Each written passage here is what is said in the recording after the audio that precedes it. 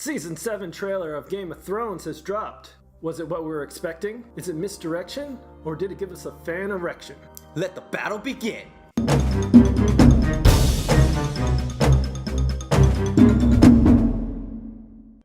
Hello, spectators, and welcome to the battle. I'm Mr. Drew. I'm Professor H. Spoiler alert, we're up to 6 seasons on Game of Thrones. And the books. Winter is here, but our fan speculation is on fire.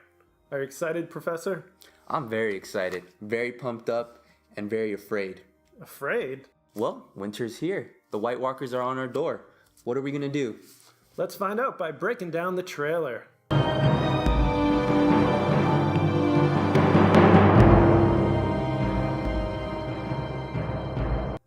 So let's pull it up right over here.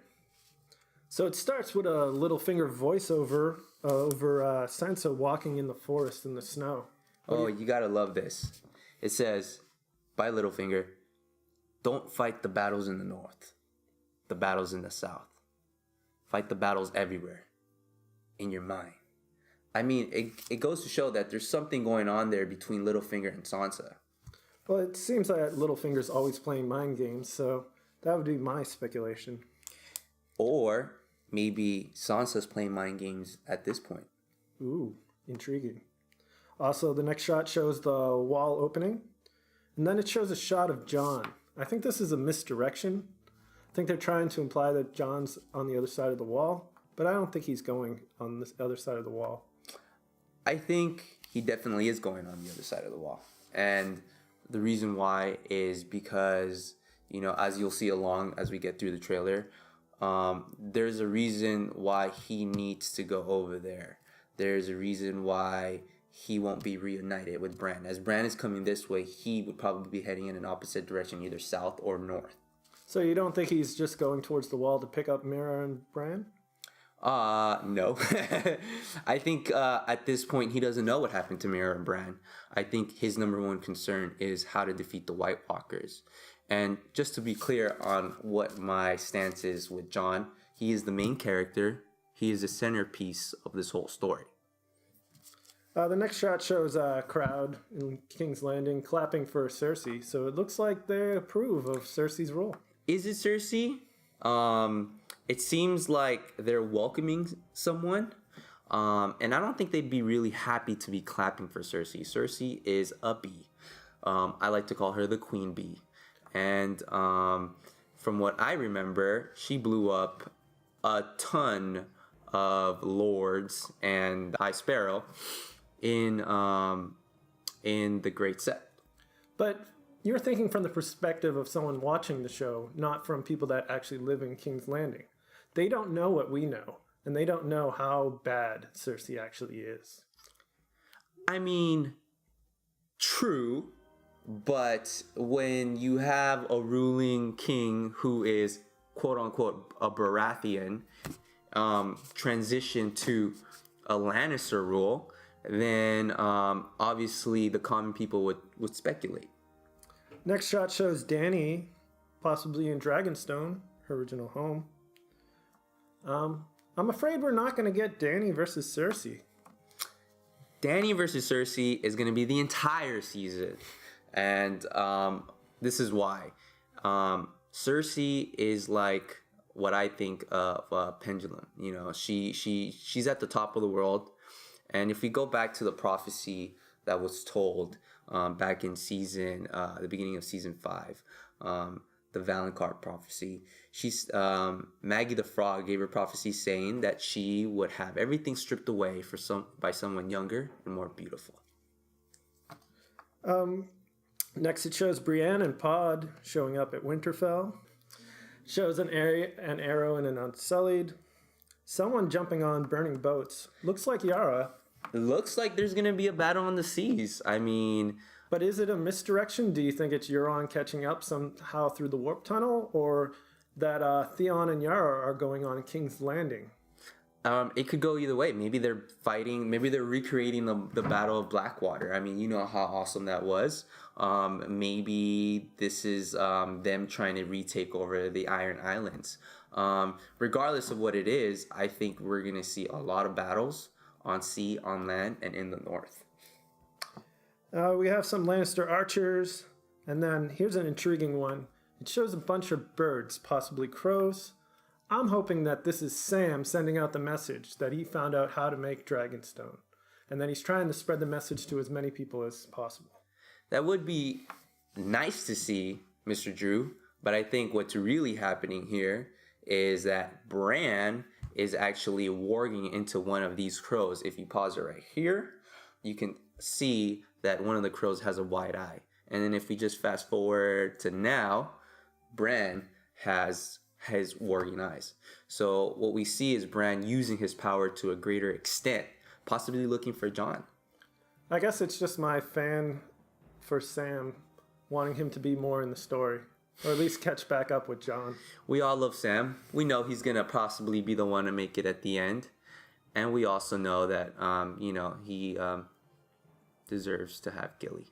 We have the Night's King, a shot of the Night's King, and then Bran in a wheelchair in Winterfell, so it looks like he's going to make it to Winterfell. Yeah, that's what I just said. We paused it. We moved it forward. Then we have Beric Dondarrion with his badass flaming sword, which is exciting. Now this is what probably got me most pumped up, because a lot of Game of Thrones fanatics would follow this and would say, oh my god, is this Azor Ahai? Azor Ahai, the great prophecy of the one who's coming to save them from the long night. And no, I do not think it is Azor Ahai, but I do think that what we're seeing here is Beric Dondarrion being close to Jon and then having to do with something that Jon's gonna need. So we got some Greyjoy ships coming in, possibly into King's Landing. Now, do you think these Greyjoy ships are from Yara, or do you think they're from Euron? I think they're from Euron. It shows like the Greyjoy signal, but it seems to be like changed a little bit. Which would signify that it's possibly Euron changed it. Yeah, what we see here is a red eye, and that's taken from the books, taken from Victorian, and he used the red eye on his sigil, separating himself from the Ironborns, but yet claiming his own self. And so I think what they did there is they mixed that in with Euron's story. Next, we have Jaime on a horse going through a field of flames after a battle. A sudden explosion. Do you think Jaime's gonna die? Not this season. I think he's heading for death. No. I think he's ready to go. I'm not ready for him to go yet. I mean, you're not ready to see the brother lover to go? No, I kind of want to see him hook up with Brienne and have beautiful children like Jon Snow and Dany aren't. We have the Dothraki with the dragon. More Dothraki action. Always looking forward to that. This is what we're going to call, and it's what's being called in the GOT community, the Field of Fire 2.0. We have Theon with Yara looking up, and then their ships are burning.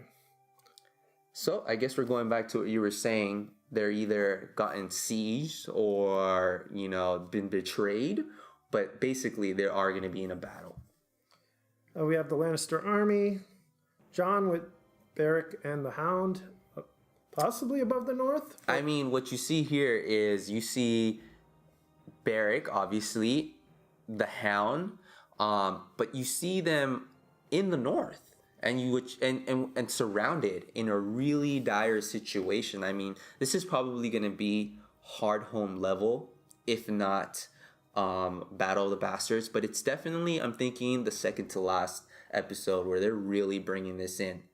It's interesting because it would have to be, because Jon's king of the north, so it's weird for him to go into battle when he still has to lead all the other people.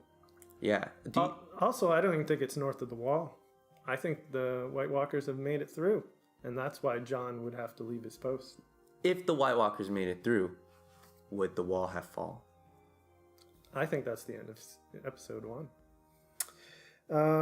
What do we have? We have Grey Worm and Missandei. Grey Worm and Missandei. I don't know how that's going to work out, A little rubbing, a little touching. Hey, whatever floats. Kissing can be fun. Yeah. But you know what they like to do here for Dan and DB? They like to take these characters, make us, like them together, and then split them up and kill them off. So, could we possibly be seeing one of them? White Walker fighting someone. And what we see here is our favorite king in the north going toe-to-toe with the White Walker again. But I guess this time Jon's not afraid. I guess this time Jon knows that he's got that Valyrian steel long claw, and so he's got a chance. And, ever since he's been resurrected, you've seen a change in him. He's a little more fearless of death. Well, I would be too, because I don't think they're going to kill him off twice. We have people riding horses through the flames. Drogon up close. Man, oh man, Drogon. You would wonder if he's going to eat someone, possibly Jaime, who's charging, or if he's confronting someone he likes. I mean, it doesn't seem like he's coming at an aggressive way. Then again, I don't know what would be a non-aggressive way a dragon would approach someone. I actually have a different theory on what Drogon's doing in that shot, which I'll talk about in another video when I do my predictions for Season 7. Predictions! I think that's what you should do. No. And finally we have a shot of Jon Snow fighting White Walkers. God, man. You pump us up with the main guy. And at this point, again, it reflects back. We go back to Battle of the Bastards. When Jon sees that Ramsay Bolton's army rushing in, and he is just fearless. He doesn't care. He doesn't have any care in the world. And that's the type of leader you need at this moment, because he is facing death. So it seems like there's going to be tons of battles. We don't know about a lot of character stuff because it's still a trailer. But I'm excited for the new season. I'm pumped up. I hope you're pumped up. Let's all get pumped up. And as you get pumped up, let us know what you feel about the trailer down in the comments below. Subscribe, hit the like button, and we'll see you soon.